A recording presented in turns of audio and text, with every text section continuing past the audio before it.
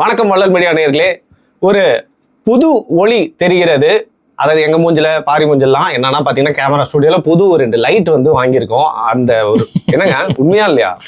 சர்காஸ்டிக்கா சொல்றேன்னு வச்சுக்கோங்க. உண்மையாவே லைட் புதுசா 2 வாங்கியிருக்கோம். அது மட்டும் இல்லாம பாத்தீங்கன்னா சூரியன் மறைந்தாலும் வந்து பாத்தீங்கன்னா எண்ட் ஆஃப் எரா அப்படின்னு சொன்னாலும் பிகினிங் ஆஃப் த சுரா அப்படின்னே வந்து சொல்லலாம். ஏன்னா அரசியல் ஷார்க்கா இன்னைக்கு வந்து மாறி இருக்காரு. இந்த மாதிரி வந்து ஒரு ஸ்வேரிங் அண்ட் செரமனி நான் பார்த்ததே இல்லை. ரொம்ப புதுமையா இருந்தது. கோட் சூட் போட்டு வந்ததா? அது மட்டும் இல்லைங்க, நிறைய விஷயங்கள் அந்த மாதிரி நடந்தது. அண்ட் யாரா இருந்தாலும் சரிங்க, ஒருவேளை நம்மளுக்கு பிடிச்சவங்களோ பிடிக்கலையோ ஒரு பெரிய பவருக்கு போய் உட்காடுறாங்க அப்படின்னா ஏதோ ஒரு வகையில சினிமா பார்த்தும் லைட்டா வளர்ந்துருக்கோம்ல. அதுவும் இவர் சினிமால இருந்திருக்காரு அப்படிங்கறதுனால ஒரு மாதிரி ரொம்ப டிராமாட்டிக்கா இருந்துச்சு. நிறைய பேர் போட்டிருந்தாங்க பாகுபலி சீன் ரீக்ரியேஷன் அப்படிலாம் போட்டிருந்தாங்க, பார்த்தோம். இல்லை, தமிழக முதல்வர் பதவிங்கிறது சாதாரண பதவி இல்லை. அந்த பதவியை வந்து விஜய் அவர்கள் அடைந்திருக்கிறார். அதற்கு அவருடைய கட்சி தொண்டர்கள் அதுக்கப்புறம் எல்லாருமே வந்து ஒரு மாதிரி சந்தோஷமாக அவங்களோட ஃபேமிலிஸ், எக்ஸ்டெண்டட் ஃபேமிலிஸ் இதெல்லாம் வந்து கொண்டாடி. ஏங்க சிரிக்கிறீங்க? சரி, நம்ம இதுமாரி ஒரே பவர் சென்டர்னு சொல்லிட்டாரு. சரி, okay okay. DMK regime was over, beginning of the new era அவர் சொன்ன மாதிரி. சரி, ஓகே. நல்லது நடந்தால் மகிழ்ச்சி, ஒன்றும் பிரச்சனை இல்லை. அதில் ஒன்று மட்டும் நான் வந்து எனக்கு உண்மையிலேயே வாழ்த்துறேன். என்னென்னா, யாருக்காவது வந்து இந்த ஆட்சியில் வந்துட்டு நம்ம அதிகாரத்துக்கு வந்துட்டோம், ஏதாவது பண்ணலாம் அப்படிங்கிற மாதிரி எண்ணம் இருந்துச்சுன்னா அந்த எண்ணத்தை போய் அழிச்சிருங்க, ஆடலாம். அந்த எண்ணத்தை அழிச்சிருங்க. எல்லாருக்கும் நான் சமமான ஆட்சியை கொடுப்பேன், நம்மளை விமர்சித்தவர்களுக்கும் நான் சமமான ஆட்சியை கொடுப்பேன் அப்படின்னு சொல்லியிருக்காரு. அதனால டோன்ட் வரி. அதாவது திமுகலாம் கிண்ணத்துல கிள்ளிட்டா இருந்தாங்க சொல்லுங்க. அவங்க பீக் ஆஃப் த பவர்ல இருந்தப்போ நம்ம வந்து பேச ஆரம்பிச்சோம். இல்ல, எப்பவுமே வந்து ஒரு அரசு வருங்கிறீங்க அப்படின்னா நடுநிலைத்தன்மையோட தான் இருந்தாகணும். அது இல்லை அப்படின்னா அப்புறம் வந்து அந்த அரசு வந்து பெரிய அளவுக்கு விமர்சிக்கப்படும். மக்கள் மத்தியில வந்துட்டு இன்னைக்கு திமுக என்ன நடந்துச்சோ அதே தான் அடுத்து எந்த கட்சியா இருந்தாலும் நடக்கும். அதனால அதிகாரம் வந்தோன்னா ஆடக்கூடாதுங்கிறத வந்து ரொம்ப டீட்டெயில்டாக அவர் வந்து அவரோட பேச்சில் வந்து பதிவு செஞ்சது. அதுக்கு நம்ம வாழ்த்துறோம். என்ன, நம்ம ஒரு சில குறைபாடுகளும் அந்த செரிமனியில் இருந்தது, அதையும் நம்ம பார்த்தோம். என்ன அப்படின்னு பார்த்தீங்கன்னா, கோணல் முற்றும் கோணல்ங்கிற மாதிரி தமிழ்தாய் வாழ்த்தை தூக்கி 3ஆவதாக பாடினாங்க. இது வந்து ஒரு பெரிய தவறாகத்தான் நான் பார்க்குறோம். அதை வந்து அவர் சரி செய்யணும், டிவிக்கே சரி செய்யணும். ஏன் நாங்கள் இதை சொல்கிறோம் அப்படின்னா, இது நாங்கள் மட்டும் சொல்ல, இப்போ உங்களுக்கு வந்து ஆதரவு கொடுத்துருக்கக்கூடிய கம்யூனிஸ்ட் கட்சிகளுமே வந்து அதை முன்மொழிந்திருக்கிறார்கள். இது மரபை உடைக்கிற வேலை. ஆளுநர் ஆட்சி, அதாவது ஆளுநர் கண்ட்ரோலில் தான் இந்த ஒட்டுமொத்த செரிமனி ஃபங்க்ஷனுமே நடக்குது. ஸோ அது ஆட்டோமேட்டிக்காக பிஜேபியோட டச்சுங்கிறது நமக்கு நல்லாவே தெரியும். அது போக வந்து வந்தே மாதரம் பாடல்லாம் வந்துட்டு பாடுறதுங்கிறது வந்து இல்லை, அந்த பழக்கமும் இல்லை. அதையும் திரும்ப வந்து உள்ளே கொண்டு வந்து சொருகியிருக்காங்க. அதுக்கு அடுத்து தமிழ்தாய் வாழ்த்துனா தப்பு. தமிழ்நாட்டை பொறுத்த வரைக்கும் தமிழ்தாய் வாழ்த்து தொடக்கத்திலையும் ஜனகணமன வந்து தேசிய கீதம், இந்திய தேசிய கீதம் வந்து 2ஆவதாகவும் பாடப்படுவது தான் மரபாக இதுவரையும் இருந்துள்ளது. அதை வந்து விஜய் அவர்கள் அவருக்கு கவனக்குறைவா இல்லை வந்துட்டு ஆளுநர் வந்து இந்த வேலையை பண்ணியிருக்காரா அப்படிங்கிறது நமக்கு தெரியல. ஆனால் அது வந்து ஏற்றுக்கொள்ளப்படாது. அதை உடனடியாக மாற்றி அமைக்க வேண்டும். உங்களுக்கு ஆதரவு கொடுத்துருக்கக்கூடிய கட்சிக்கு கூட அதை எடுத்து காட்டியிருக்கிறத நீங்கள் பார்த்துருப்பீங்க. ஸோ அதை மாற்றுங்க தயவு செஞ்சு. இந்த மரபை உடைக்கிற வேலை இருக்கக்கூடாதுங்கிறத நம்ம பதிவு பண்ணுறோம். அதுக்கப்புறம் வந்துட்டு ஒரு தமிழராக நம்ம பார்க்கும் பொழுது, தமிழர்கள் யாருமே வந்து நல்ல விஷயத்திற்கு வரும்பொழுது வெண்ணாடை உடுத்தி வருவது, வெள்ளை ஆடை உடுத்தி வருவது தான் மரபு. நமக்கு நல்ல விஷயத்துக்கு மட்டும் இல்லை, நம்ம தமிழர்களுடைய பாரம்பரியத்தில் துக்கமாக இருந்தாலும் சரி, மகிழ்ச்சியான நிகழ்வுகளாக இருந்தாலும் சரி, ஒரு பொறுப்பான நிகழ்வுகளாக இருந்தாலும் சரி, எல்லாத்துலேயுமே வெள்ளாடை உடுத்துறதுங்கிறது ஒரு பழக்கம். அப்போ இதுக்கு முன்னாடி நீங்கள் பார்த்தீங்கன்னா எல்லா முதலமைச்சர்களும் வந்துட்டு வெள்ளாடை உடுத்தி அவங்க நம்ம தமிழர்களுடைய ஆடையில் தான் குறைந்தபட்சம் நீங்கள் எப்பவுமே அதை போட்டுட்ருக்கணும்னு இல்லை, குறைந்தபட்சம் அன்னைக்கு ஒரு நாளைக்கு வந்து அந்த செரிமனியில் நீங்கள் கையெழுத்து போட்டு பதவியேற்கும் பொழுது அந்த உடையை உடுத்திருக்கணுங்கிறது தான் எதிர்பார்ப்பு. அதை தான் உடுத்துவாருன்னு நம்ம நம்பணும். ஆனால் அவர் கருப்பாடை உடுத்திருந்தது வந்து கொஞ்சம் சரியில்லை. இல்லையே பாரு, எப்பவுமே கோட்டு வந்து மோஸ்ட்லி பிளாக்காக தான் இருக்கும். நிறைய கலர்ல கோட் இருந்தாலும் அது ஓகேங்க, சூட். அதான் நீங்கள் வெள்ளாடை கதர்வேட்டி கதர் சட்டை போட்டிருக்கலாம். அது போட்டிருந்தா அது கரெக்டாக இருந்திருக்கும். விஜய் அவர்களுக்கு அது நல்லா இல்லாமையும் இல்லை. அது நிறைய படங்களில் நீங்கள் கதர்வேட்டி கதர் சட்டை போட்டு நீங்கள் நடிச்சிருக்கீங்க. இல்லை குறைஞ்சபட்சம் பட்டு வேட்டி பட்டு சட்டம் கூட நீங்கள் போட்டிருக்கலாம். வெள்ளை ஆடையாக இருந்தால் ஒன்று நல்லா இருந்திருக்கும். இதில் என்ன ஏன் எனக்கு இருந்த சந்தேகம்னா, இப்போ விஜய் அவங்க அப்பா அம்மாலாம் வந்து பார்த்தீங்கன்னா அவங்க சாமி பக்தி அதிகமாக இருக்கிற மாதிரி தான் காட்டிக்கிறாங்க. அவங்க வந்து விஜய் அவர்கள் வந்து பதவி ஏற்கும் பொழுது அவர் கையெழுத்து போடும் பொழுதுலாம் நீங்கள் அவங்க அப்பா அம்மா ஃபோக்கஸ் பண்ணாங்க பார்த்தீங்களா? என்ன பண்ணிட்டு இருந்தாங்க? சாமி கும்பிட்டு இருந்தாங்க, இது பண்ணிட்டு இருந்தாங்க. அப்போ அந்த அளவுக்கு இறைபக்தியும் இருக்குங்கிற பட்சத்தில் தமிழர்களுடைய அடிப்படையில் கருப்புங்கிறது வந்து ஒரு தவறான சின்னமாகத்தான் பார்க்கப்படும். அது ஒரு இருளுக்கான அடையாளமாக தான் பார்க்கணும். அதனால தான் கருப்பு எங்கள் வீட்டிலலாம் வந்து பாருங்கள், நல்ல நாளுக்கு கருப்பு சட்டையே எடுக்க மாட்டாங்க. நான் 2 கருப்பு சட்டை எடுத்து வச்சிருக்கேன், அவ்வளோதான். அதுவும் எங்கள் அம்மாலாம் விருப்பம் இல்லாமல் சரி நீ எதுக்கிட்டு சொல்கிற அப்படி போனதான் எங்கிட்டலாம் 2 கருப்பு சட்டை இருக்குது. அதையே அதிகமாக நான் போட மாட்டேங்க பார்த்துருக்கீங்களா? ஏன்னா எங்கள் அம்மா கொடுக்கவே மாட்டேன். எங்கள் அம்மா தான் சட்டை எடுத்து கொடுப்பாங்க, கொடுக்கவே மாட்டாங்க கருப்பு சட்டையை. எனக்கு ரொம்ப பிடிக்கும் கருப்பு சட்டை. ஆனா ஒரு குரூப்னால கருப்பு சட்டை போட்டாலே ஐயோ அப்படின்ற மாதிரி ஆயிடுச்சு. இப்போ கருப்பு வந்து அறியாமைக்கான வண்ணம். ஸோ அதை வந்து நல்லது கெட்டதுக்கு நம்ம இதில் பயன்படுத்த மாட்டாங்க. அப்போ அதை போட்டுட்டு வந்து ஒரு பதவியேற்பு விளாங்கும் பொழுது அது கொஞ்சம் நமக்கு கசப்பா இருக்கு. இன்னைக்கு இப்படி ஆயிடுச்சுன்னா கம்யூனிட்டியில வெள்ளை வெட்டி வெள்ளை சட்டை போட்டு தாலி கட்டுறாங்க, அது ஒரு ரிசப்ஷனுக்கு வந்து கோட் சூட் போட்டுக்கிறாங்க, அப்புறம் மெகந்திக்கு வந்து ஆம்பளை சூடாது. இது மாதிரி வந்து பாத்தீங்கன்னா வந்து ஒரு ஜெனரலைஸ்ட் ஆயிடுச்சு இல்ல பாரு எல்லாமே இருக்கலாம். ஆனா இது வந்து ஒரு முக்கியமான நிகழ்வு இல்ல. ஸோ இதுல வந்து அதை தவிர்த்திருக்கலாம்ங்கிறது நம்மளோட பார்வை. அது ஒரு புதுமையை புதுக்குத்துறோம்.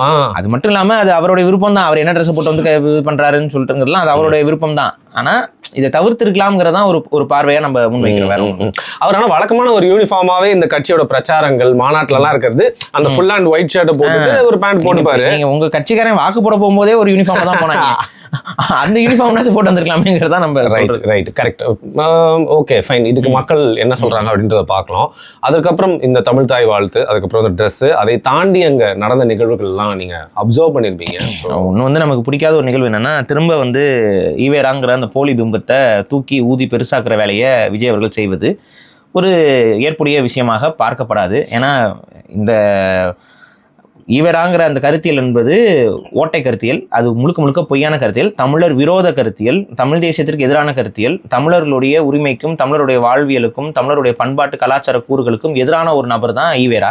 அந்த ஈவேராவை திரும்ப போயிட்டு நீங்கள் புதுப்பிக்கிற வேலைகள் செய்ய செய்ய உங்களுக்கு ஒரு பெரிய பின்னடைவு காத்திருக்கு.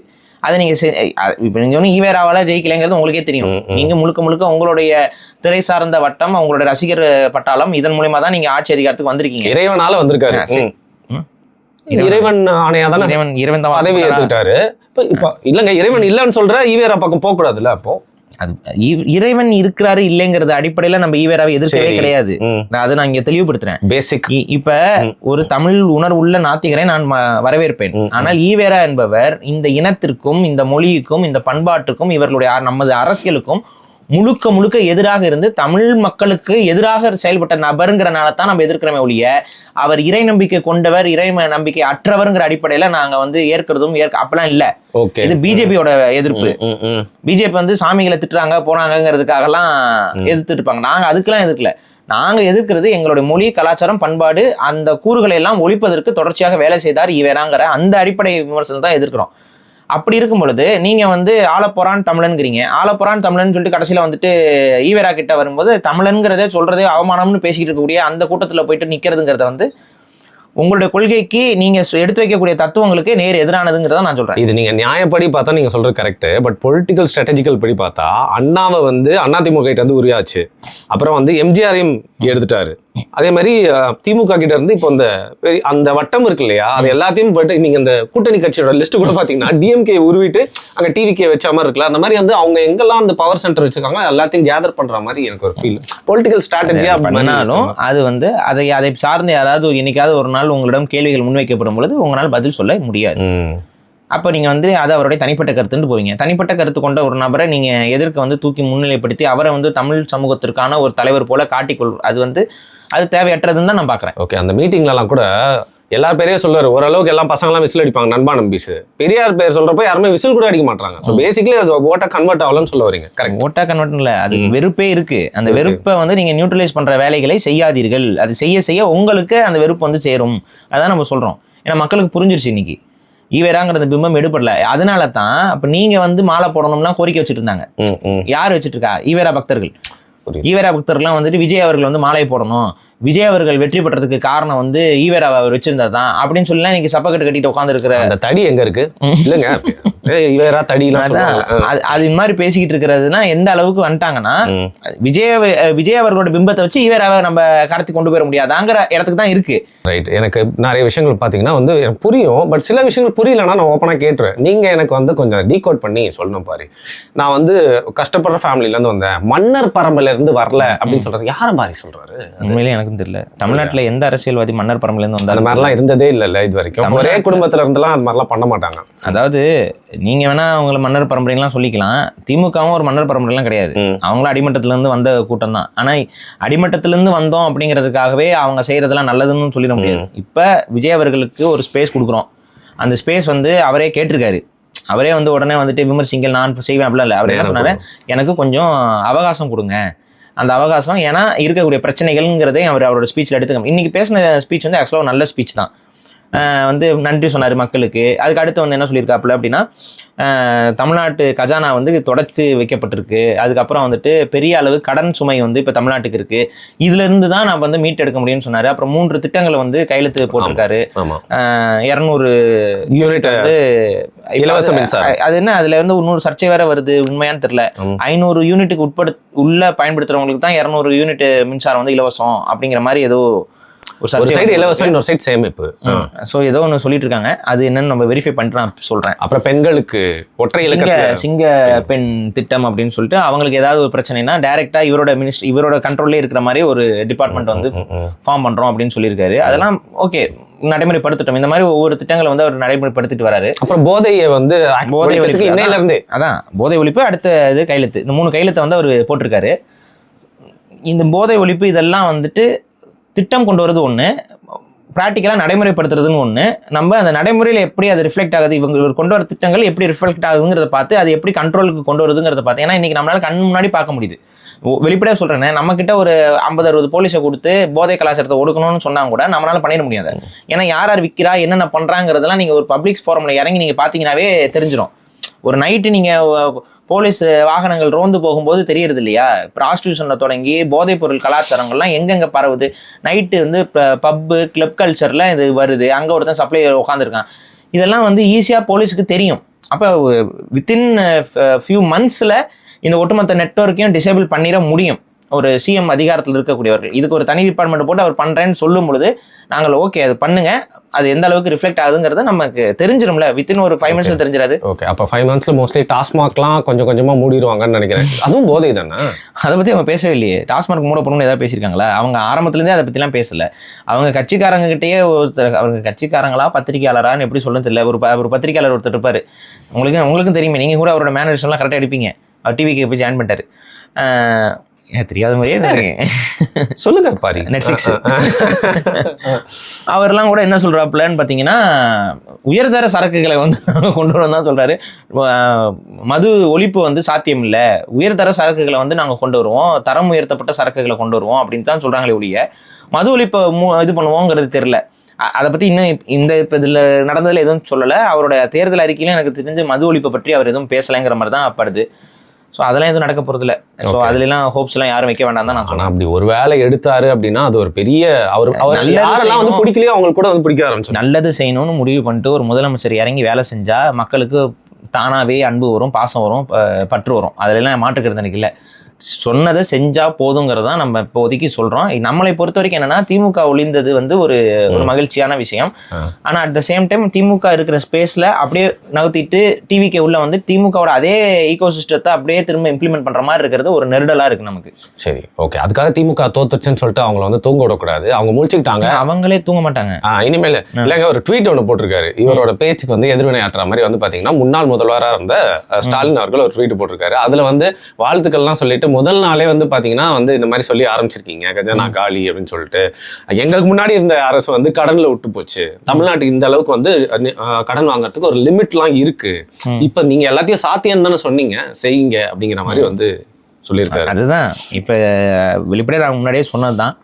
விஜய் அவர்களுக்கு இன்னைக்கு இருக்கக்கூடிய அதிகாரம் என்பது ஓப்பனாக சொன்னால் டிஎம்கே வால் கொடுக்கப்பட்ட அதிகாரம் தான் நீங்கள் பார்க்கணும். உங்களை இப்போ வீழ்த்திட்டு அவங்களால உடனே வர முடியாது. அப்போ திரும்ப நீங்கள் பெரும்பான்மையாக வந்து விடக்கூடாதுங்கிறதுக்காக உங்களுக்கு ஒரு கெடு கொடுத்துருக்குறாங்க. நீங்கள் இப்போ செயல்படுங்க. உங்களோட ஒவ்வொரு செயல்லையுமே அவங்க அடுத்த விமர்சனங்களை முன்வைப்பாங்க. அது மட்டும் இல்லாமல் அது என்ன சொல்லுவாங்கன்னா, உங்களோட நிர்வாகத் திறமை வந்து சரியில்லைன்னு சொல்லுவாங்க, உங்களுடைய செயல்பாடுகள் தவறாக இருக்கும்பாங்க. அப்புறம் எப்போ போல் உங்கள் மீது சொல்லப்படக்கூடிய பர்சனல் கேரக்டர் அசாசினேஷன் இந்த மாதிரியான நடவடிக்கைகள் அவங்க தரப்புலேருந்து உங்கள் மேலே இருந்துகிட்டே இருக்கும். இது எல்லாத்தையும் மனசில் வச்சு செயல்படணும். ஏன்னா சில காட்சிகள் நம்ம பார்க்கும்போது பதவியேற்க வரும்போதே சில பேர்லாம் வராங்க போகிறாங்க, கை காட்டுறாங்க. யாருக்கு கை காட்டுறாங்கன்னு யாருக்கும் தெரியல, அந்த பக்கம் எந்த சத்தமும் இல்லை, கை மட்டும் காட்டுறாங்க இவங்க. இதெல்லாம் பார்க்கும்போது உண்மையிலேயே நமக்கு வந்து சில விஷயங்கள் எல்லாம் நார்மலைஸ் பண்ணக்கூடாது. அது எல்லாத்தையும் இந்த தமிழ் சமூகம் நார்மலைஸ் பண்ணிக்கிட்டு இருக்கு. அதெல்லாம் ஏற்கும்படி இல்லை. அது வந்து அந்த மாதிரியான நபர்களை வந்து அவங்க அப்பா அம்மாலாம் கட்டி பிடிக்கிறது போகிறதுங்கிறதெல்லாம் பார்க்கும்போது உண்மையிலேயே வந்து நமக்கு தமிழர் வாழ்வியலை நினைத்து அச்சம் கொள்ளும் விதமாக இருக்குது, பயமாக இருக்குது. ஒரு தமிழகத்துடைய உச்சபட்ச அதிகாரத்தில் இருக்கவர்கள் இப்படிப்பட்ட விஷயங்களை நார்மலைஸ் செய்கிறாங்க அப்படின்னா சாமானிய தமிழர்கள் என்ன ஆவாங்க?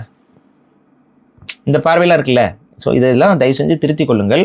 எங்களுக்கு ஒரு சரியான ஆட்சியாக இருக்கும் என்று நாங்கள் நம்புகிறோம். அதை வந்து முறையாக கொடுங்கள் தான் நாங்கள் சொல்றோம். சரி, ரைட்டு. 9 அமைச்சர்கள். அதில் பார்த்தீங்கன்னா செங்கோட்டையிலேருந்து ஆரம்பிக்கலாம். விஜய் வின்னர்.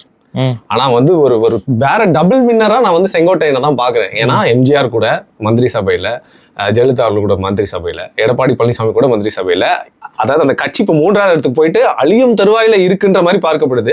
அங்கிருந்து அப்படியே ஒரு ஜம்ப், திருப்பியும் அவரோட second half of the political career அது திருப்பி நல்ல உச்சத்திலேயே இருக்க மாதிரி.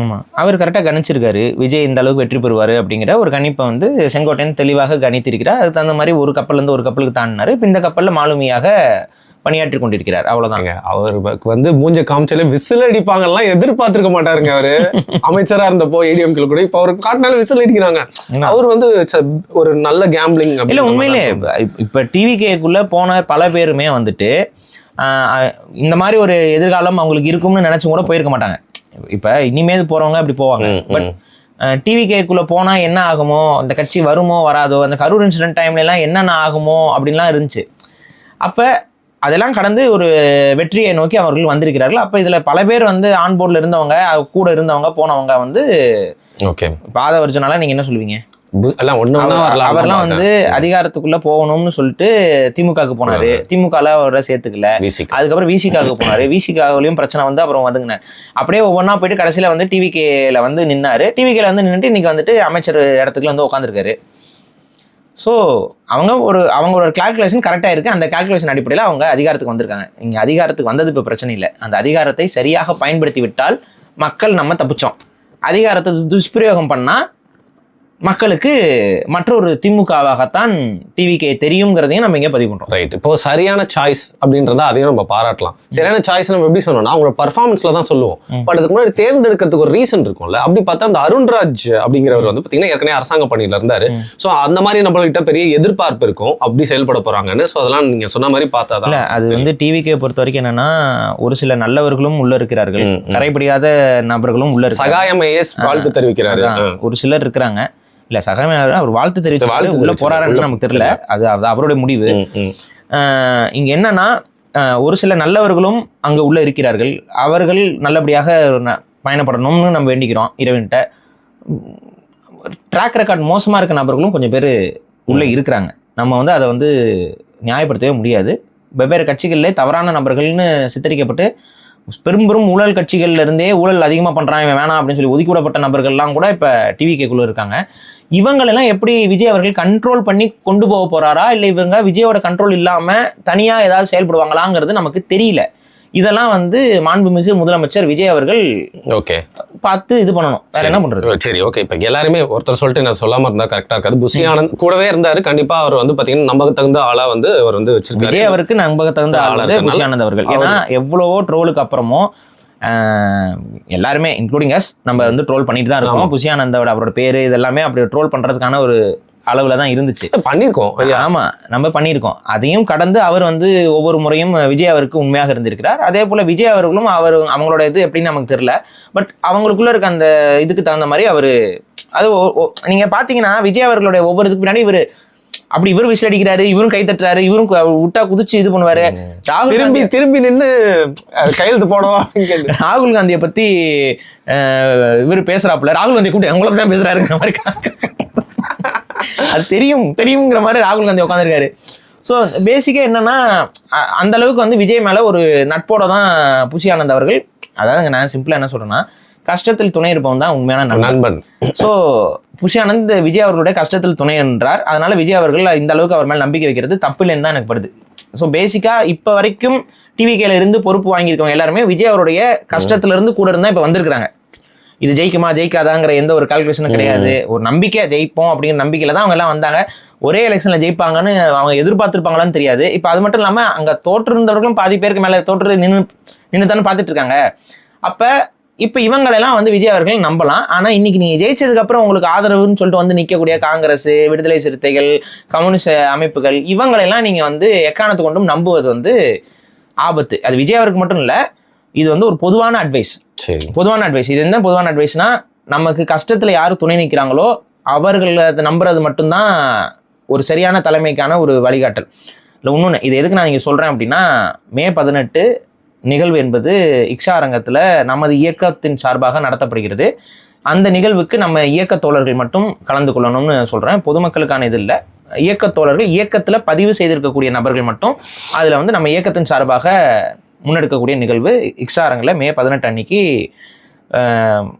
பர்மிஷன்லாம் வாங்கி வச்சுருக்கிறோம், நம்ம நடத்துகிறோம். சிலர்கிட்ட சொன்னோம், மெரினாவில் உலக தமிழர்கள் நடத்துறதுக்கு ஒரு அனுமதியை வழங்குங்க, வருடம் அங்கே வந்து பண்ணுறோம் அப்படின்னு. இன்றைக்கி அவர் முதலமைச்சர், உங்களால் முடியும், அதுக்கு அனுமதி கொடுத்தீங்கன்னா கட்சிகளுக்கு அப்பாற்பட்டு ஒட்டுமொத்த தமிழர்களும் மெரினாவில் வந்து அந்த நிகழ்வை வந்து முன்னெடுத்தா அது காலகாலத்திற்கும் தமிழீழத்தை பற்றிய ஒரு நினைவை வந்து மக்கள் மத்தியில் கடத்திக்கிட்டு இருக்கோம்.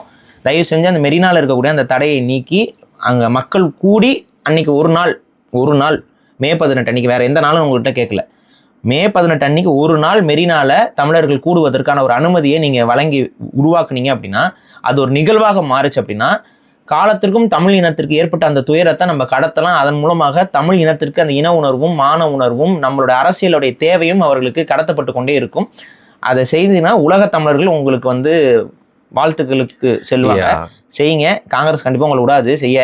ஆனால் உங்களால் முடியும், இப்போ செய்ய நினைச்சா முடியும். கொஞ்சம் தயவு செஞ்சு அதுக்கான அனுமதியை கொடுத்து அது ஒரு நிகழ்வை வந்து ஏற்பாடு பண்ணுங்க. இவங்க வந்து மெரினால நமக்கு நடத்துறதுக்கு அனுமதி கொடுக்குறாங்க தெரில.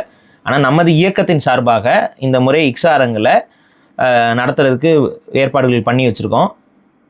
இந்த கஷ்ட காலத்தில் உங்களுக்கே தெரியும் என்ன கஷ்ட காலம்னு. இப்போ வந்து நம் இயக்கத்தின் மீது பல அவதூறுகள், பல பொய்யான தாக்குதல்கள் நடந்து கொண்டிருக்கோம், இணையதளத்தில், ஊடகத்தில் எல்லாம்.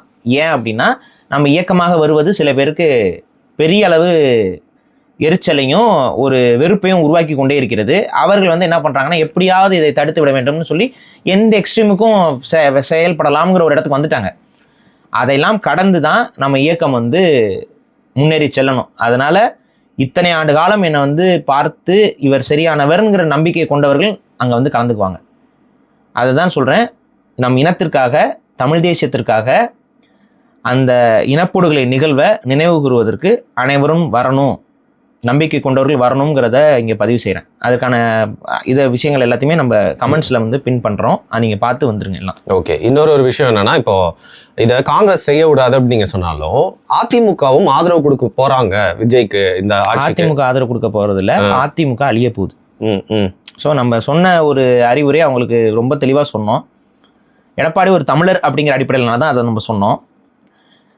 என்ன சொன்னோம் அப்படின்னா, பிஜேபியோட தயவு செஞ்சு கூட்டு போகாதீங்கன்னு. இது எடப்பாடி அவர்களுக்கு மட்டும் சொல்றது இல்லை, நம்ம பிஜேபியோட சேர்ந்த ஒவ்வொரு கட்சியும் அது அழிவை நோக்கி தான் நகர்ந்திருக்கிறது. இது வந்து காலத்தில் நீங்க சிவசேனா எடுத்துக்கோங்க, வேற எந்த கட்சி எடுத்துக்கோங்க, பிஜேபியோட கூட்டணி வச்சு அதிகாரத்தில் இருந்த எல்லா கட்சியும் பிஜேபி கொஞ்சம் கொஞ்சமாக முழுங்கி உடைச்சு நாசம் பண்ணது தான் மிச்சம். ஸோ அந்த அடிப்படையில் ஏடிஎம்கேவும் இப்போ நாசமாக போகுதுங்கிறது தான் உறுதியாகப்பட்ட தகவலாகவே தெரிகிறது. இது விஜய்க்கு ஒரு விதத்தில் ப்ளஸ்ஸாக போகுது. ஏன்னா விஜயோட ஆட்சிக்கு வந்து ஆதரவு கொடுக்கறதுக்கு ஏடிஎம்கே தரப்புல இருந்து ஒரு 30 எம்எல்ஏக்கள் தாவ போறதாக தகவல்கள் வந்து கொண்டே இருக்கு. சி.வி. சண்முகம் அந்த அவரோட தலைமையில தாவ போறதா. இப்போ இதாச்சுன்னா ஆட்டோமேட்டிக் ஏடிஎம்கே நிலைமை என்ன? அவ்வளவுதான். எடப்பாடி அவரோட லீடர்ஷிப் இது எல்லாமே ஆல்ரெடி இட்ஸ் க்வெஸ்சன்ட் அண்ட் மாறப்போகுது. இப்போ வந்து இது முழுமையாக ஏடிஎம்கே என்பது தமிழ்நாட்டு அரசியல் இருந்து துடை தெரியப்படுகிறது, பிஜேபியால் துடை தெரியப்படுகிறது. இதுதான். இதை வந்து நான் தான் சொல்றோம்ல, நம்ம மக்களுடைய நலனுக்காக சொல்றோம். இவங்க இருக்கக்கூடிய அரசியல்வாதிகள் பலரும் அவர்களுடைய அஜெண்டாஸ், அவர்களுடைய அரசியல் வாழ்க்கை இப்படியே யோசிச்சு அடுத்தவர்கள் நம்பக்கூடாதவர்களை நம்புறது, நம்ப வேண்டியவர்களை மறுப்பதுங்கிற பார்வையில போய் இன்னைக்கு ஒரு பெரிய பின்னடைவை வந்து எடப்பாடி அவர்கள் சந்தித்து விட்டாருன்னு தான் படுது. அவரால் அந்த கட்சியை ஸ்திரமாக இப்போ கட்டமைக்கவும் முடியாது. ஆட்டோமேட்டிக்காக இப்போ இந்த அது 30 எம்எல்ஏக்கள் உடைச்சிட்டு போகிறதெல்லாம் நடந்துச்சுன்னா, அப்படி போனால் தான் ஆக்சுவலாக கட்சி தாவல் தடை சட்டத்தில் இருந்து அது அப்படி போகிறாங்க அப்படின்னா ஆட்டோமேட்டிக்காக ஏடிஎம்கே வந்து ஓகே அது நடக்குதா இல்லை வந்து பார்த்தீங்கன்னா இவங்க ஒரு கட்சியாகவே போயிட்டு ஆதரவு தெரிவிக்க போகிறாங்களாம், பொறுத்திருந்து பார்ப்போம். ஏன்னா நம்ம கட்சியாகவே ஆதரவு முன்னாடியே தெரிவிச்சிருக்கணும், அதையும் நம்ம வந்து சொன்னோம். இப்போ இந்த டிஎம்கேவுடைய சைட் விங்லாம் போயிட்டு ஆதரவு தெரிவிக்கிறதுக்கு முன்னாடி இவங்க சைடு கொஞ்சம் முந்திட்டு போய் பண்ணியிருந்தாங்கன்னா அட்லீஸ்ட் அதிகாரத்தில் பங்கு எடுத்துனாச்சு எடப்பாடி அவர்கள் இருந்திருக்கலாம். பட் என்ன நடந்துச்சு ஏது நடந்துச்சு நமக்கு தெரியல. பட் இப்போ வந்து எடப்பாடி அவருடைய பொசிஷன் வந்து இருக்கிறதுலே ஒன் ஆஃப் த வீக்கஸ்ட் பொசிஷனில் எடப்பாடி அவர்கள் மாட்டிக்கொண்டிருக்கிறார். இதை வந்து அவர் தான் ஆக்சுவலாக பொறுப்பு ஏற்றுக்கொள்ள வேண்டும். ஏன்னா பிஜேபி அலையன்ஸுக்கு ரொம்ப நம்பினது நீங்கள் தான். பலரும் வந்து உங்களை எச்சரித்திருப்பார்கள், வெளியிலேருந்து எச்சரித்தாங்க. நாங்கள்லாம் வந்து ஏடிஎம்கே அண்ட் பிஜேபி அலையன்ஸ் வைக்கக்கூடாதுன்னு சொல்லி நாங்கள் ட்விட்டரில் ட்ரெண்டே செட் பண்ணோம். அந்த அளவுக்கு உங்களை வார்ன் பண்ணியும் நீங்கள் போயிட்டு செய்யும்போது இப்போ ஆட்டோமேட்டிக்காக அதற்கான விலையை வந்து நீங்கள் தான் கொடுத்தாக வேண்டிய கட்டாயத்துக்கு வந்துட்டீங்க. ஸோ இப்போ அதுக்கான விலையை கொடுக்க போறீங்கன்னு தான் தோணுது எனக்கு. ரைட். இப்போ கேரளாவில் உங்களை பற்றி பேசுகிறாங்க, இந்தியா முழுக்க உங்களை பற்றி பேசுகிறாங்க தாண்டி மே 18க்கு அந்த மெரினாவில் ஒரு குழுவை நீங்கள் உதவி பண்ணிட்டீங்கன்னா உலகம் முழுக்க கடல் தாண்டி ஒரு தீவு வந்து கலங்கிரும். உலகம் முழுக்க இருக்கக்கூடிய தமிழர்கள் அதை வந்து வரவேற்பார்கள். ஏன்னா இங்க பிரச்சனை என்னன்னா, தமிழ் இனப்படுகொலைக்கான எந்த விதமான முன்னெடுப்பையுமே அஃபிஷியலா எங்கேயுமே நம்மளால செய்ய முடியாது. இது போக எங்க இயக்கத்தின் சார்பாக வைக்கக்கூடிய கோரிக்கை டிவிகேக்கு என்னன்னா, முதல்வர் விஜய் அவர்களுக்கு என்னன்னா, தமிழகத்தில் முள்ளிவாய்க்காலுக்கான நினைவிடத்தை அரசாங்கம் ஒன்று வந்து அமைக்கணும். உலக நாடுகள்ல இருக்கு, வெவ்வேறு ஐரோப்பிய நாடுகள்ல இருக்கு, கனடால இருக்கு. முள்ளிவாய்க்கால் நினைவிடம் வந்து கனடால இருக்கு, கவர்மெண்ட் வச்சிருக்கு. கனடால ஒரு மேயர் வந்து அதற்கான ஒரு இதை முன்னெடுத்து அவர் வச்சிருக்காப்புல. ஸோ தமிழ்நாட்டு முதல்வராக இருக்கக்கூடிய நீங்கள் அந்த முள்ளிவாய்க்கால் இனப்படுகொலைக்கு ஒரு நினைவிடத்தை சென்னையில் தலைநகரில் அரசாங்கம் வைக்க முடியும். அதற்கான அத்தனை அதிகாரமும் உங்கள் கையில் இருக்குது. அதெல்லாம் நீங்கள் செய்யணும்னு நாங்கள் எதிர்பார்க்குறோம். அதை செய்யுங்க. சரி, இப்போ இன்னொரு சிம்பிள் விஷயம் கேட்குறேன். அந்த சிம்பிள் விஷயம் மாதிரி தெரியும், பட் ரொம்ப முக்கியமானது. இவ்வளோ நாள் அந்த நமல் ராஜபக்சே போன்றவர்கள்லாம் வந்து வாழ்த்து தெரிவிச்சப்போ அதை அவாய்ட் பண்ணது நல்ல விஷயம்னு சொல்லிட்டோம். அப்போ ஆனால் ஒரு கட்சியோட தலைவர் உணர்வுபூர்வமாக அப்படி பண்ணாமல் இருக்கலாம். இன்னைக்கு officially is the chief minister of Tamil Nadu. பக்கத்திலே இருக்கிற ஒரு நிலப்பரப்பு நாடுன்றதுனால அங்கேருந்து ஒரு அஃபிஷியலாக பதவி வகிக்கிற அனுராக் திசநாயக்க இவருக்கு வந்து ஒரு பதிவு போட்டு வாழ்த்து சொல்லியிருக்காரு. இப்போ வேற வழி இல்லைல்ல, நீங்கள் ஆஃபீஸில் இருக்கிறப்போ பக்கத்து ஒரு கண்ட்ரிலேருந்து ஒரு ஸ்டேட்ஸ்மேனாக நீங்கள் செஞ்சு தானே ஆகணும் ஒரு வாழ்த்து. சரி, டிப்ளமசி இதெல்லாம் பார்க்கும் பொழுது இப்போ இப்படி யோசிங்க. இப்போ கச்சத்தீவு சார்ந்த ஒரு விஷயத்துக்கும் ஒரு பஞ்சாயத்து இதுன்னு வரும் பொழுது உங்களை ஸ்ரீலங்கன் கவர்மெண்ட் மதிக்கும் நீங்கள் நம்புறீங்களா? அப்போ உங்ககிட்ட அவங்க கன்சிடரேஷனே பண்ண மாட்டாங்க. பட் ஒரு டயலாகாவது நாளைக்கு நம்ம தமிழக மீனவர்களுக்காக ஏதாவது வச்சுக்கணும்னா, நீங்கள் டயலாக்ஸ் வச்சுக்கிறதுங்கிறது வேற, இந்த வாழ்த்துக்கு ரெஸ்பாண்ட் பண்ணுறதுங்கிறது வேற. ஓகேதா? இந்த வாழ்த்துக்கு ரெஸ்பாண்ட் பண்ணுறதுங்கிறது வந்து நீங்கள், ஏன்னா தமிழர்களை ஜெனோசைட் பண்ண ஒரு கண்ட்ரி வந்து நமக்கு வாழ்த்து தெரிவிக்குது அப்படின்னா ஆட்டோமேட்டிக்காக அதுக்கு நீங்கள் ரெஸ்பாண்ட் பண்ணி நீங்கள் வாழ்த்து அக்செப்ட் பண்ணுறீங்க அப்படிங்கிற பட்சத்தில் ஆட்டோமேட்டிக்காக அது வந்து ஏற்றுக்கொள்ளப்படாது. ஏற்றுக்கொள்ளப்படாதுன்னா நான் ஏற்றுக்கல, எனக்கு உணர்வு இருக்குது, தமிழின உணர்வு இருக்குது, நான் ஏற்றுக்க மாட்டேன். உணர்வற்ற தமிழர்கள் ஏற்றுக்கலாம், சரியா, ஏற்றுக்கலாம். ஆனால் நமக்கு உணர்வு இருக்குது, நம்ம அதை ஏற்க முடியாது. அவ்வளோதான் நம்ம சொல்கிறோம். ஸோ ஒரு முக்கியமான விஷயம், ராகுல் வந்தார் இல்லை, முக்கியமான விஷயம் வேற, சும்மா ராகுல் வந்தார்ல, அதை பற்றி ஒரு செகண்ட் பேசணும். இல்லை, ராகுல் வந்தார் போனாருங்க, முடிஞ்சிச்சு. முக்கியமான விஷயம் இல்லை, உண்மையிலே இல்லை முக்கியமான விஷயம் என்னன்னா, பிரதமர் மோடி அவர்கள் இருக்கார்ல, அவர் தான் சான்ஸ்ன்னு சொல்லிட்டு வாழ்த்து தெரிவிச்சுட்டார் ஒரு பக்கம். இன்னொரு பக்கம் வந்து இதனால தான் நான் சொன்னேன் காங்கிரஸ் ஒரு முதுகுல குத்துற கட்சின்னு, பாருங்க திமுக முதுகுல குத்தி இருக்கு அப்படின்னு சொல்லியிருக்காரு. ஸோ இதை வச்சு காங்கிரஸ் வந்து முதுகுல குத்துற கட்சின்னு பிஜேபி ஒரு நரேட்டிவ்ல எடுத்துட்டு போறாங்க. ஸோ பேசிக்கலி இது ஒரு மாதிரி ஒரு ட்ரையாங்குலர் சண்டை மாதிரி ஆயிடுச்சுல இப்போ.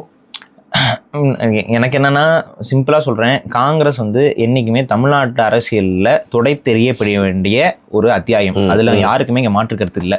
இப்ப விஜய் அவர்கள் காங்கிரஸ் கூட சேர்த்துக்கிட்டது நம்ம ஏற்கல, அதை நம்ம எதிர்க்கிறோம். அது ரொம்ப தவறான ஒரு மூவா தான் நம்ம பார்க்குறோம். அந்த மூவ் பண்ணதுனால தான் இப்போ வந்து விஜய் அவர்கள் வந்து ஒரு கிட்டத்தட்ட டிஎம்கேக்கான ரீப்ளேஸ்மெண்ட் மாதிரியே விஜய் அவர்கள் வருவது அதனால தான் அப்படிங்கிறத நம்ம பார்க்குறோம்.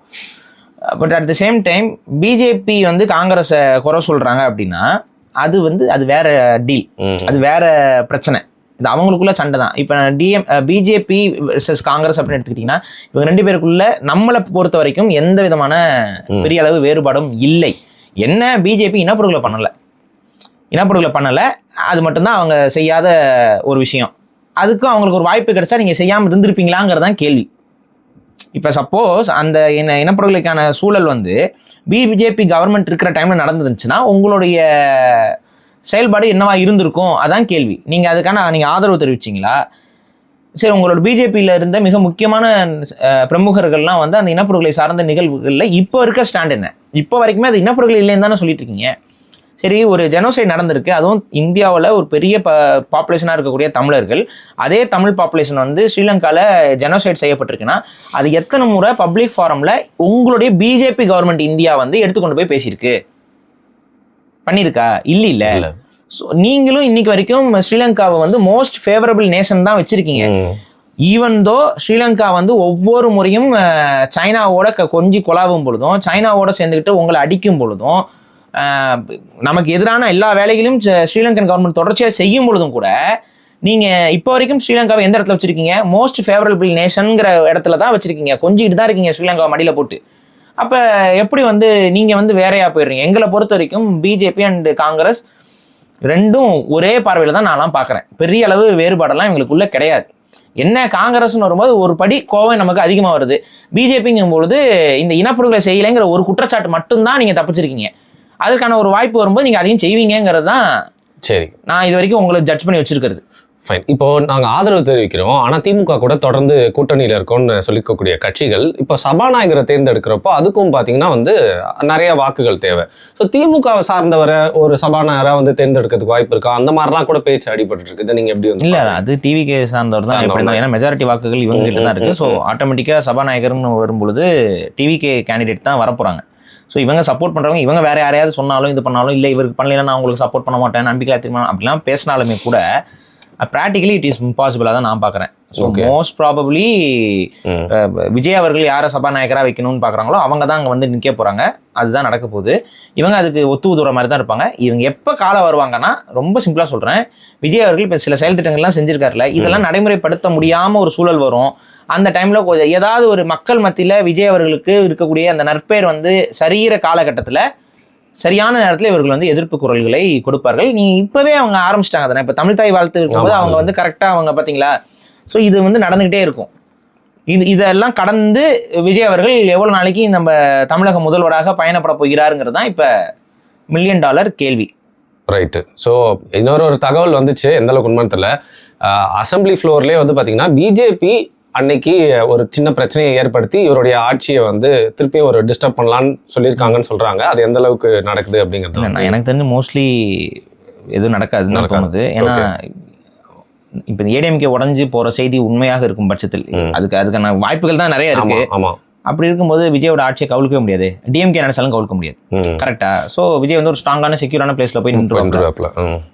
அது ஒன்றும் பண்ண முடியாது. சரி, இப்போ எல்லாரையும் சொல்லாம தான் கரெக்டாக இருக்காது. சிடிஆர் நிர்மல்குமார்னு ஒருத்தர், அவர் தெரியும் உங்களுக்கு, பிஜேபி ஐடிவிங்லேருந்து. அதுக்கப்புறம் இப்போ வந்து ஆயிருக்காரு. அதுக்கப்புறம் கீர்த்தனான்னு ஒரு பெண் இருக்காங்க. பள்ளிக்கல்வித்துறைக்கு மோஸ்ட் ஆஃபராக சொல்கிறாங்க. வெங்கட்ராமன் சொல்லிட்டு ஒருத்தர் வந்து ஆயிருக்காரு. அண்டு நமக்கு தெரிஞ்ச ராஜ்மோகன் அவர்கள் ஊடகத்தில் இருந்தார். அதுக்கப்புறம் நிறையா பண்ணிருச்சு. அவரும் வந்து அமைச்சராக மாறி இருக்காரு. ஸோ இந்த மாதிரி விஷயங்கள்லாம் வந்து நடந்திருக்கு. இதில் பேசணும்னா பேசிட்டே போகலாம்.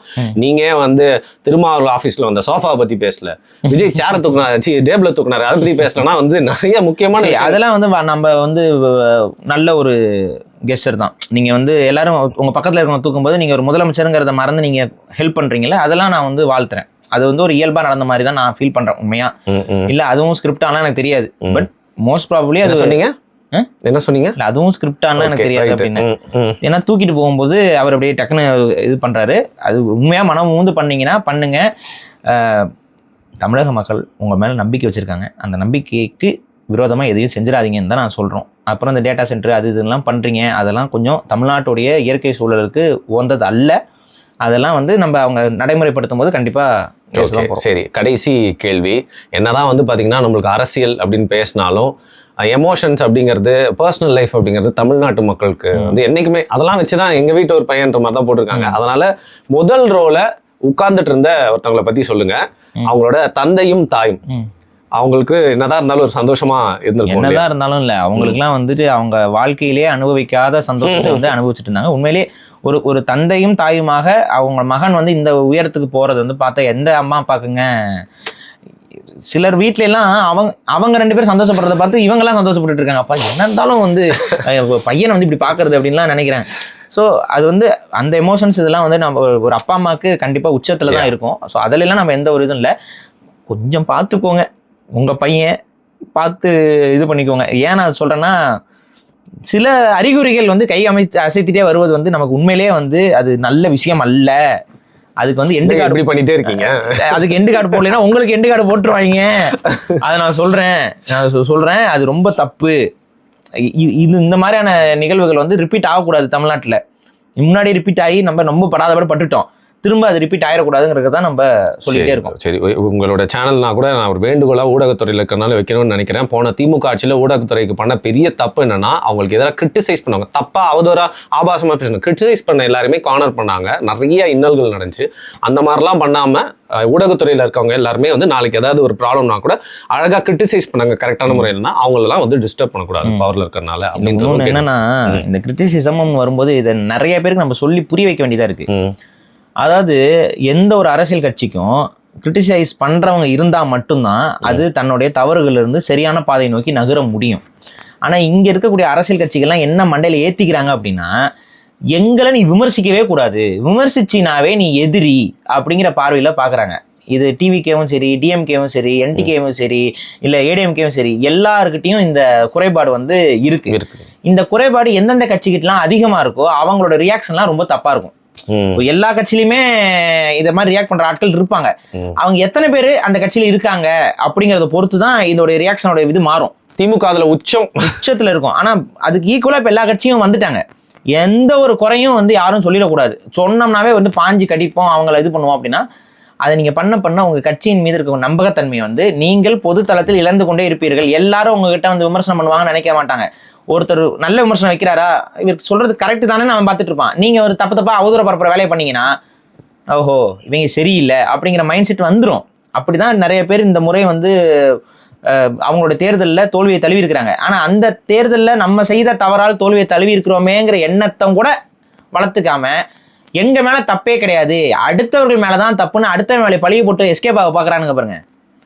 இந்த உளவியல்லாம் இருந்துச்சுன்னா இன்னும் குறைவாங்க. புரியுதா? கழுதை தெரிஞ்சு கட்டெரும்பான கதையா தான் போய் நிற்கும். பிழைகளை சரி செய்யறதுக்கான தான் உண்மையான தலைவன்.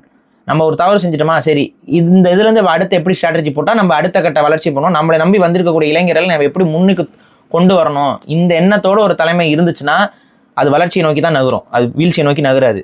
இல்ல நாங்கள் செய்வது அத்தனையும் சரி, மற்றவர்கள் அத்தனையும் தவறு அப்படின்னு சுத்திட்டு இருந்தீங்கன்னா உட்கார வச்சிருவாங்க. எல்லாம் கிரிட்டிசிசத்தை உள் வாங்கணும். என்ன திட்டுற வீடியோக்கள் காணொலியில் நானும் தான் பார்ப்பேன். பார்த்துட்டு சரி இந்த மாதிரி சொல்றாங்களா, சரி ஓகே. ஆனா இங்க பிரச்சனை என்னன்னா, நம்ம உண்மையா ஒரு தவறு செஞ்சா அதை சுட்டி காட்டினா கூட பரவாயில்ல. இவனுங்கெல்லாம் என்ன பண்றானுங்கன்னா, திரும்ப திரும்ப திரும்ப நம்ம மேல எப்படியாவது நெகட்டிவா உருவாக்கிடணும், அவதூறு பொய்ய கிளப்பி விடணும் அப்படின்னு ஒருத்தன் வீடியோ போட்டிருக்காங்க. நான் பாக்குறேன். என்ன கேட்கறான் கேள்வி வந்துட்டு, இவிஎம்க்கு எதிராக பாரு ஏன் பேசவே இல்லைன்னு. எல்லா எலெக்ஷன்லையும் இவிஎத்துக்கு எதிராக நான் பேசிட்டு தான் இருக்கேன். இந்த எலெக்ஷன்ல எஸ்ஐஆர் அப்ப பேசினேன். எஸ்ஐஆர் எப்போ வந்துச்சுங்க? 2000 எந்த நூற்றாண்டுல வந்துச்சு எஸ்ஐஆர்? 18ஆம் நூற்றாண்டுல. ஏன்னா இப்போ எலெக்ஷன் வரதுக்கு முன்னாடி தானே வந்துச்சு எஸ்ஐஆர். அப்போ என்ன சொல்றேன், இவிஎம்லாம் வந்து மோசடின்ட்டு. இப்போ விஜய் அவர்கள் ஜெயிச்சு வந்ததுக்கு அப்புறம் இவிஎம் மோசடின்னு ஏன் பேசலன்னு நான் பேசுறேன். சரி உங்க கட்சி தலைமையெல்லாம் பேச வேண்டியதானே, நீங்களே ஏன் பேசல? நான் பேசல அப்படின்னா அப்ப என்னன்னா, இவிஎம் மோசடி எப்ப பேசணும்னு இருக்குல்ல, அது தேர்தலுக்கு முன்னாடி பேச வேண்டியது. தேர்தலுக்கு எல்லாம் இந்த பட்டன்ல எங்களோட சின்னத்தை பார்த்து குத்துங்க குத்துங்க குத்துங்கன்னு சொல்லிவிட்டு அதுக்கப்புறம் வந்து உட்காந்துக்கிட்டு இவிஎம் மோசடி அப்படின்னா இதெல்லாம் இரட்டை நாக்கு நிலைப்பாடு. இதை ஏன் நாம பண்ணணும்? தேர்தலுக்கு முன்னாடி வாங்க இவிஎம் மோசடின்னு சொல்லுங்க, தேர்தலுக்கு முன்னாடி எலெக்ஷன் கமிஷனை நம்பலேன்னு சொல்லுங்க, தேர்தலுக்கு முன்னாடி அதுக்கான போராட்டத்தை நீங்க நடத்துங்க. எஸ்ஐஆர் அதானே சொன்னேன். எஸ்ஐஆர் இதெல்லாம் வரும்பொழுது இவிஎம் மோசடிலாம் இருக்கும், அதனால இந்த தேர்தலில் பேலட் சிஸ்டத்தை கொண்டு வரணும், அதுதான் நம்ம தமிழக மக்களுடைய உண்மையான வாக்குரிமையை பாதுகாக்கும் சொல்லும் பொழுது அதெல்லாம் கண்டுக்காம கடந்து போனீங்க. வேற யாராவது சொன்னாங்களா? பிரஸ் மீட் போட்டு வேற யாருங்க சொன்னா தமிழ்நாட்டில்? ஆமா, பிரஸ் கிளப்ல போய் பிரஸ் மீட் போட்டு எஸ்ஐஆருக்கு எதிரா, பிரஸ் கிளப்ல போயிட்டு இவிஎம்க்கு எதிரா வேற எந்த தமிழ் தேசிய ஆக்டிவிஸ்ட் போயிட்டு பேசினாங்க? ஏங்க நாங்க பேசும்போது துணை நிற்காம பேசும்போது வந்துட்டு அது கடந்து போயிடுறது. ஐயோ பாரி பேசிட்டானே ஐயோ அப்படின்னு கடந்து போயிடுறது. ஐயோ போராடக்கூடாது, எதுவும் பண்றது இல்லை, பண்ணலன்னு கடைசியில் வந்து இப்போ தேர்தலாம் முடிச்சதுக்கு அப்புறம், இப்போ தேர்தல் முடிஞ்சிருச்சு இவிஎம் மோசடினா, தேர்தல் முடிஞ்சதுக்கு அப்புறம் நீ மோசடின்னு சொன்ன என்ன பண்ண முடியும்? எதை எப்போ பேசணும்னு இருக்கு ராஜா, அதை அப்போதான் பேசணும். விமர்சித்தோம், விமர்சனங்கள் உண்டு, இப்பவும் உண்டு. தர்க்க ரீதியாக பேசுறதுக்கு நான் எப்பவுமே தயார். தர்க்க ரீதியான கருத்துக்கள்ல உங்க கட்சியில இருந்து பொறுப்பாளர்கள் யார் வேணாலும் வந்து என் கூட விவாதிக்கலாம். சொல்லிட்டேன், கட்சி பொறுப்பாளர் வரணும், அவ்வளவுதான் விஷயம். இந்த ஃபேக் ஐடியா வச்சே காலத்தை ஓட்டலாம்னு உட்காந்துருக்கீங்கல்ல. ரைட், நல்ல வேலை பாரி முடிச்சிட்டீங்க. ஏன்னா அந்த லைவ் நியூஸ் பார்த்து அடிக்ட் ஆயிடுச்சு. நான் திருப்பி போய் லைவ் நியூஸ் பார்க்க போறேன். நன்றி. இல்லை இன்னொன்னு சொல்லிடுறேன், இதுல விஜய் அவர்களுடைய அதிகாரம் வந்ததுக்கு அப்புறம் ஒண்ணு மட்டும் நல்லது நடக்குது. என்ன தெரியுமா? சிறுவர்கள் இருந்து இளைஞர்கள் பல பேர் வந்து செய்திகளை பார்ப்பதற்கு உட்காந்து பார்த்து அது ஒரு மாதிரி அதில் ஒரு இன்ட்ரெஸ்ட் Involvement. அதிகமாக காட்டியிருக்காங்க, இன்வால்மெண்ட் காட்டியிருக்காங்க. அது ஒரு சின்ன ப்ளஸ்ஸாக நான் பார்க்குறேன். ஏன்னா அந்த இன்வால்மெண்ட்டை ஒன் சைடாக மட்டும் வச்சுக்காம தவறுகள் நடக்கும்போது சுட்டி காட்டுறதுலையும் கரெக்டாக இருந்தீங்கன்னா ஒரு ஆரோக்கியமான தமிழ்நாட்டு அரசியலை நம்மளால உருவாக்க முடியும். ஸோ அதையும் நம்ம பதிவு பண்ணுறோம். ரைட், மிக நன்றி. சொல்ல மறந்துட்டேன், சில இதெல்லாம் சொல்லிடணுங்க. எதுங்க? அதாவது சப்போஸ் டிவிகேவுடைய இந்த ஆட்சியில் குறைபாடுகள் ஏற்பட்டால், அவர்கள் ஏதாவது தவறுகள் செய்ய தொடங்கினால், நம்ம ஊடகத்துல முழுமையான விமர்சனங்கள் என்பது தொடர்ந்து இருக்குங்கிறதையும் நம்ம பதிவு செய்து ஏற்கனவே ஒரு நடுநிலை ஊடகம் அப்படிங்கிறதையும் நம்ம இங்க பதிவு செஞ்சுட்டு போறோம். ஏற்கனவே தெரிஞ்ச விஷயம், அதை நீங்க சொல்லுங்க. இல்ல சொல்லணும், ஏன்னா நம்ப மாட்டேங்கிறாங்க. நிறைய பேர் வந்து கிறுக்கனுங்க மாதிரி பேசிட்டு இருக்காங்க. இல்ல இது 2 பேருக்கும் சொன்ன மாதிரி இருக்கு, அதுதான். எல்லாருக்கும் சொல்ல மாதிரி இருக்கு. தவறு நடக்கும்போது நம்ம வந்து எடுத்து கண்டிப்பா பேச தான் போறோம். அதையும் நம்ம பதிவு பண்றோம். நன்றி பாரு. நன்றி.